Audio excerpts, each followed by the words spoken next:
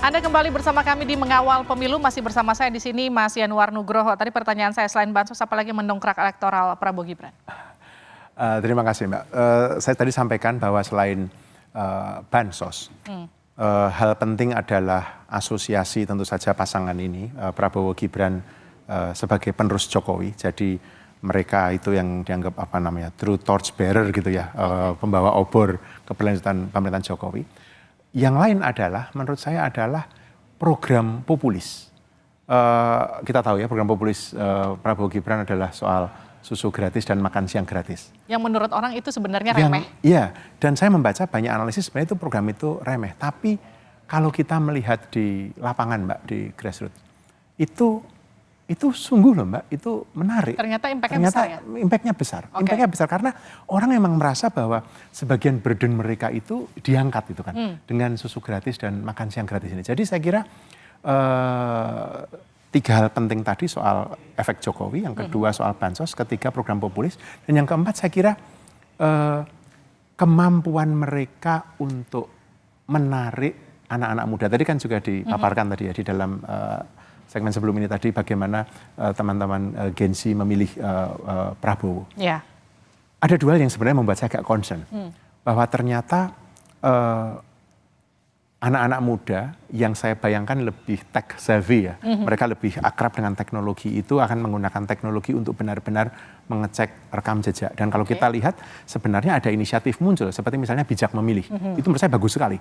Itu mendorong anak-anak muda untuk menjadi pemilih aktif dengan tahu siapa calonnya. Baik. Tapi nampaknya seluruh kampanye versi, kalau saya boleh bilang dangkal gitu ya, di TikTok itu lebih efektif itu ternyata menggait anak-anak muda yang mengatakan wah asik gitu ya, asik gitu ya. Karena kan kalau kita lihat gini Mas Yanuar, kampanyenya tim ses dari 02 ya, Prabowo Gibran, dia menggunakan banyak selebritas, bahkan katakanlah banyak selebritas, selebgram yang bahkan menjadi tim ses utamanya mereka untuk menggalang suara anak muda. Menurut Anda itu salah satu hal yang cukup efektif? Itu berpengaruh.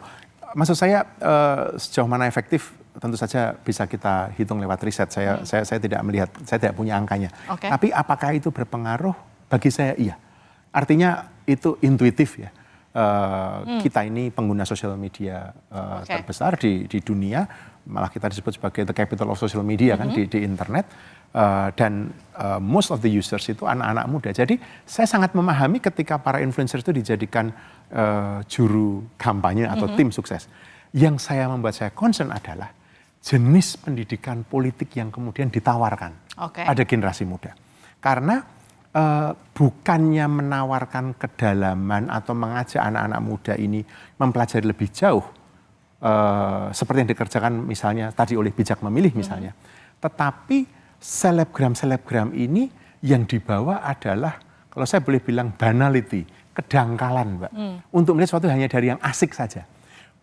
Penyelenggaraan negara lewat pemerintahan yang dipilih oleh rakyat itu bukannya soal yang asik, tapi soal yang lebih substantif menurut saya begitu. Apakah melihat dari sisi proximity, kedekatan antara si tim sesnya lewat selebgram, lewat selebritas itu dengan mereka si Gen Z itu, jadi merasa lebih dekat, seumur, betul, mewakili? Betul. Tentu saja, karena memang tentu saja pilihan juru kampanye yang efektif itu adalah juru kampanye yang berasal dari kalangan mereka sendiri. Dan saya kira itu secara cerdas menurut saya, tim Pak Prabowo Mas Gibran memanfaatkan itu.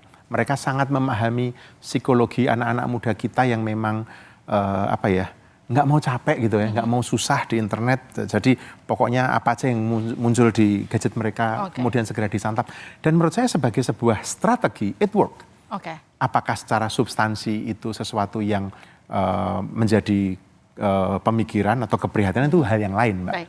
Mas Yanuar, kalau kita lihat di Pilpres 2019 itu kan kita bisa katakan polarisasinya begitu tajam ya. Tapi kemudian pasca Pilpres, Prabowo kemudian bersatu di kabinetnya Pak Jokowi. Anda melihat ada potensi itu nggak sih sekarang?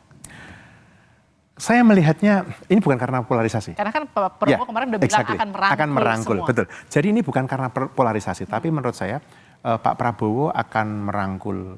Tentu saja saya tidak bisa membaca Pak Prabowo dan Mas Gibran ya, tapi saya menduga Pak Prabowo akan mengikuti jejak Pak Jokowi, berusaha merangkul Mas Anies, Cak Muhaimin, Mas Ganjar dan Prof Mahfud dan bahkan partai-partai pengusung untuk duduk bersama, untuk ayo ada di pemerintahan. yang menurut saya, tapi ini saya pribadi Mbak ya, menurut saya kok sebaiknya tidak perlu. Kenapa? Menurut saya kita perlu membangun mekanisme check and balance yang sehat. Memang di sistem presidensial kita tidak punya oposisi ya. Nah, tetapi misalnya melihat pengalaman bagaimana PDIP dulu stay di luar kekuasaan selama 10 tahun membangun basis kekuatan sampai hasilnya kemudian melahirkan orang seperti Jokowi. Menurut saya ini penting sekaligus sebagai pendidikan politik bahwa memang yang menang ini mengusung platform politik ekonomi yang berbeda dari yang kalah. Tapi gini, yang menarik karena sekarang kan di 2024 kalau memang PDIP akhirnya memilih untuk berada di luar pemerintahan, kan persentase pilihannya dia ada di paling atas. Artinya menguasai parlemen nanti akan dan jadi rame nanti. Dan menurut gini, melihat rame itu dua hal yang berbeda. Maksud saya rame bukan dalam pengertian merame kemudian asal punya masa, tidak. Karena kan kalau sekarang apapun yang diputuskan pemerintah DPR tinggal ketok palu. Iya, persis. Artinya pemerintah bahkan bisa melakukan apa saja karena semuanya ada di situ ya kan. Nah, kalau kita punya partai yang punya posisi mengkritisi pemerintah sebagai mekanisme check and balance, dan menurut saya itu setidaknya 5 tahun terakhir ini yang hilang. Setidaknya pada periode pertama Pak Jokowi masih adalah meskipun tidak begitu kencang. Tapi pada periode kedua Pak Jokowi, check and balances ini sama sekali nggak terjadi. Bahkan Mbak, tidak hanya di parlemen loh, bahkan di masyarakat sipil. Masyarakat sipil itu juga terfragmentasi. Nah, saya membayangkan dan saya menginginkan, saya tahu siapalah saya itu. Tapi yang saya bayangkan justru agar partai seperti PDIP, seperti PKS, seperti Nasdem, seperti P3 dan bahkan PKB tidak perlu masuk ke pemerintah, tapi menjadi penyeimbang dalam pengertian check and balance. Karena kan kerangka regulasi kebijakan itu dibuat oleh pemerintah dengan persetujuan DPR. Selalu ada mekanisme. Bahkan tapi nggak akan sulit nanti gerak pemerintah.